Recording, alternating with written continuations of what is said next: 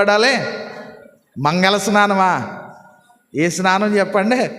పసుపు నీళ్ళు స్నానమా? కాదు ప్రియులారా. ఏ స్నానం అంటే వాక్యము చేత ఉదక స్నానం చేయబడ. నువ్వు దేంతో స్నానం చేయబడుతున్నావు? దేంతో స్నానం చేయబడుతున్నావు? ఈరోజు వాక్యం చేత స్నానం ఉదక స్నానం చేయబడాలంట.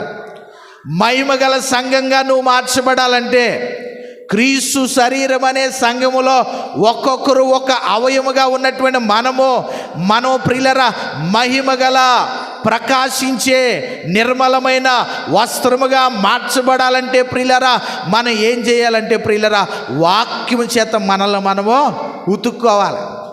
ఏం చేయాలి చెప్పండి? వాక్యం చేత ఉతుక్కోవాలి.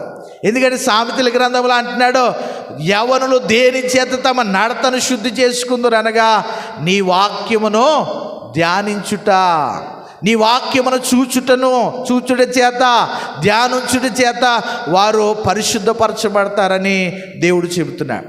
దేవుని వాక్యము చేత మనం ఉదక స్నానం చేయబడాలి. అప్పుడు మహిమగల సంఘంగా మనము మార్చబడతాం. ప్రియులరా అంటున్నాడు అక్కడ, వాక్యము చేత ఉదక స్నానము చేసి దానిని పవిత్రపరిచి. వాక్యం చేత ఉదక స్నానం చేయబడితే పవిత్రపరచబడతాం మనం. ఈ రోజున ప్రియ దేవుని బిడ్డలారా, వాక్యం మనల్ని ఎలా మారుస్తుందంటే ప్రియులారా పరిశుద్ధులుగా మార్చేస్తుంది. దేవుడికి స్తోత్రం. బాబు